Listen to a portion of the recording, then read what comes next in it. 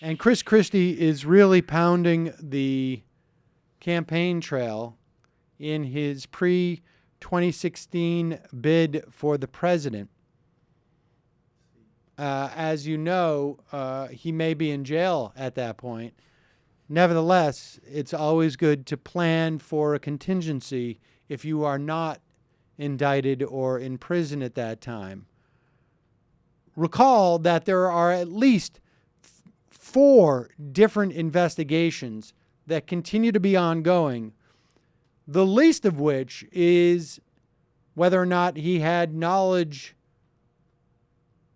prior to or following the bridge shutdown. But they also involve leveraging Sandy relief aid to help his buddies with a real estate development.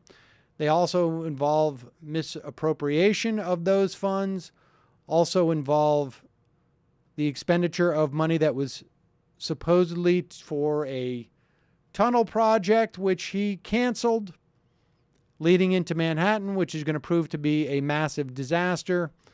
Other issues involving the commingling of funds from the Transit Authority, et cetera, et cetera. Well, he's doing his best to appeal to the money people in the Republican Party, despite that hanging over his head. He was talking in front of the U.S. Chamber of Commerce Tuesday, and here he is talking about just how hard it is for him to live on a minimum wage. I'm sorry, for him to hear about people living on a minimum wage. Number one.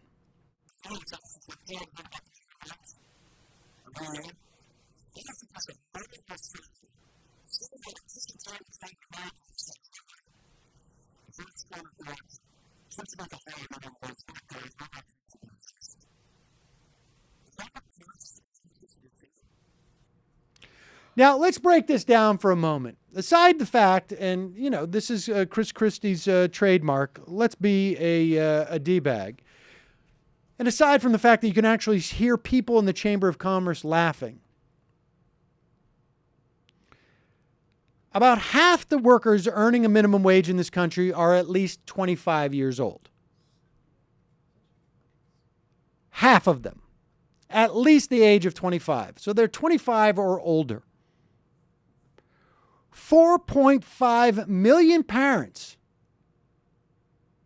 are raising children on a wage less than $10.10 an hour, which is, frankly, the anemic minimum wage proposed by the Senate Democrats and President Obama. So there very well may be no parents sitting around the kitchen table saying, oh, if only our child could make a minimum wage, all our hopes and dreams would be realized. But it's very likely, and in fact, obviously the case, that there are millions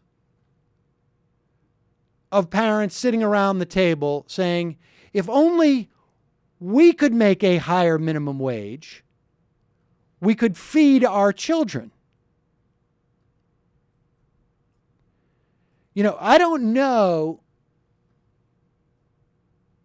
if Chris Christie wants to rerun the Mitt Romney campaign, but just be more of a dick. That could be the strategy.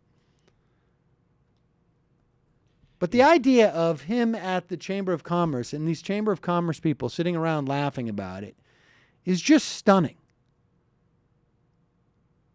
We also know the macro impact of raising the minimum wage. Real income would increase by $2 billion amongst the poorest people in this country. But, of course, that would be in some small measure redistributive. And God forbid we ever do something like that in this country.